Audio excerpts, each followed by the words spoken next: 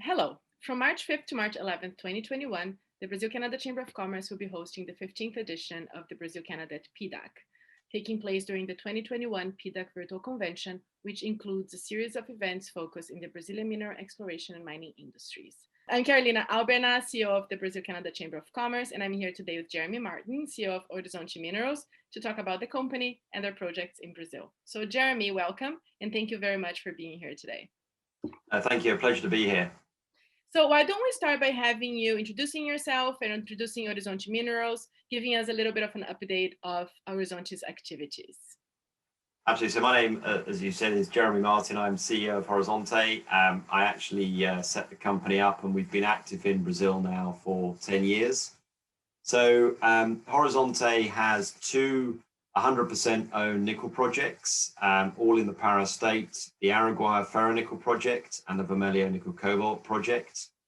Our current focus is completing project finance for Araguaia and starting construction. So we should be closing out the financing at the end of H1 and starting construction in H2.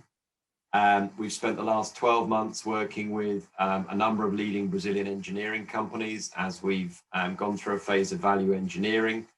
And it is a tier one asset, which means it's long mine life, high grade, low cost, and it's going to be an exciting project to start construction on in the second half of this year.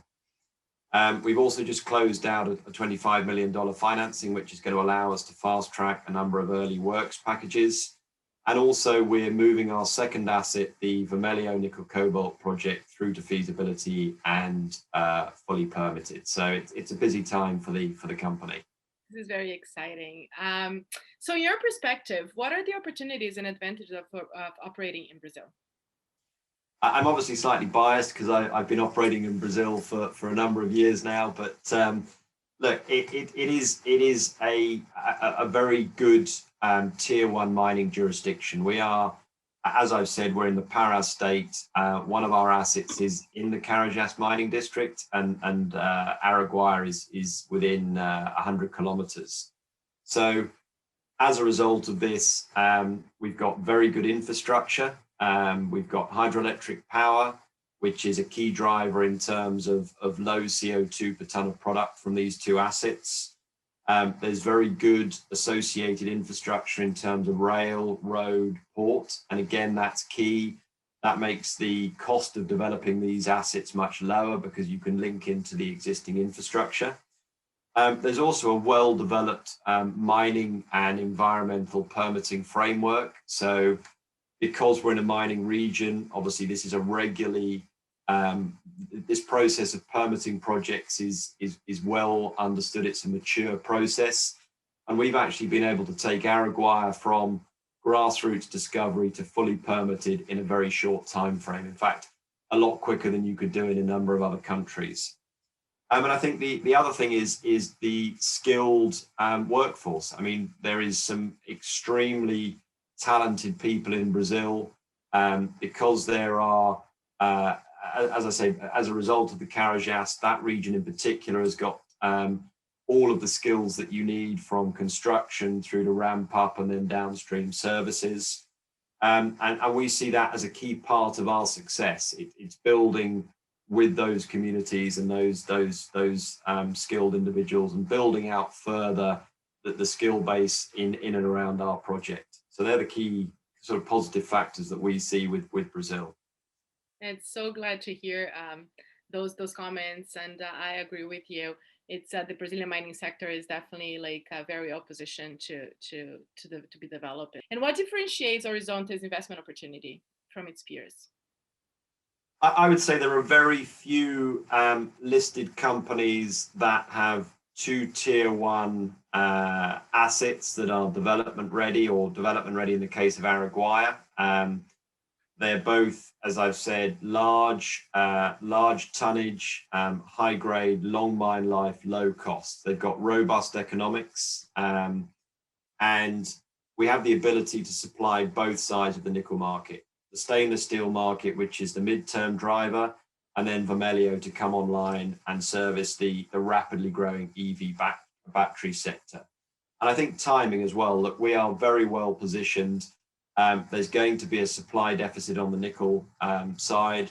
There's been very little money invested in the next generation of nickel projects, and there's a long lag time between a discovery and being able to produce from an asset. It can be as much as 8 to 10 years. So if those projects are not ready to go today, they're not going to come online within the window of what we're seeing in this cycle. So that's one thing. We are construction ready, and we have assets that are designed to come on at exactly the right point in the cycle. And the last thing is we've got this scalable production scenario. So between Vermelho and Araguaia, building mine number 1 at Araguaia, mine number 2 at Vermelho, we can build out 50 to 60,000 tons of annual nickel production, which would be a very significant nickel producer. So there are key differentiating factors. Amazing, congratulations. So talking a little bit about ESG, right? ESG strategy is nothing really new for the mining sector, but 2020 for sure set a completely new bar of what's acceptable or not compared to even like recent standards. Can you explore a little how Horizonte Minerals is positioned in that regard with ESG? Yeah, absolutely. Look, as you said, it's been in the mining space for a number of years, but it's really been brought to the forefront of the investing community in the last sort of 2 years in terms of the mining space. So I think from our point of view, there are a number of key drivers at different levels. Firstly, working with our communities. We see the relationship and the build out with our communities as a key driver. It's effectively, as I've outlined, that the average wage around the project area is $2 to $3 a day. Araguaia is going to generate $600 to $700 million of taxes and employment over the 28-year mine life. So this is going to be a partner and an economic and social driver for multiple generations for this part of Southern Pará. It's also working alongside on the environmental and ensuring that everything that we are doing is to best practice. We're working to IFC and Equator principles. And again, it's something that we drive through all of the work that we do. We want to ensure that we are delivering best practice. And then on the other side, it's also looking at CO2 and the CO2 output in terms of our product. And because we have hydroelectric power, all of the power to the operations will be hydroelectric. And that means that we can deliver a nickel product that sits in the lower half globally in terms of CO2 per ton. So all of these factors play in, and it's something that's really a key driver in what we're doing going forwards. Wow, this is really great. So thank you very, very much for your time and for your support. Horizonte Minerals is a silver sponsor of the 15th Brazil-Canada at PDAC events. Thank you, Jeremy, and stay tuned. Horizonte Minerals will be showcasing their Ferro-Nickel Araguaia projects and the Vermelho project on Thursday, March 11th, as part of the Brazilian mineral exploration and mining industry projects and opportunities. So don't miss it. And for more information and registration, please go to www.braskingchamber.org/PDAC 2021. We look forward to seeing you there. Thank you.